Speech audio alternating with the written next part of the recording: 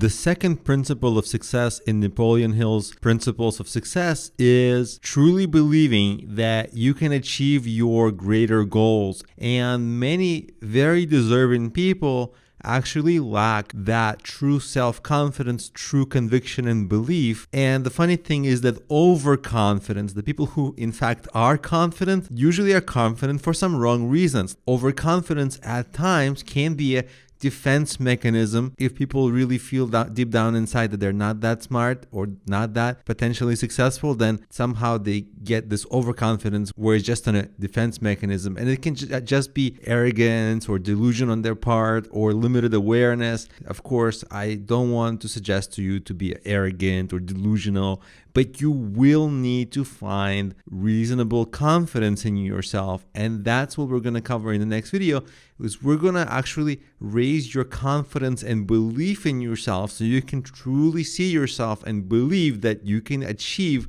your greater goals. Because once you believe it, you'll tackle everything with that much more conviction and you'll execute everything much more effectively, naturally.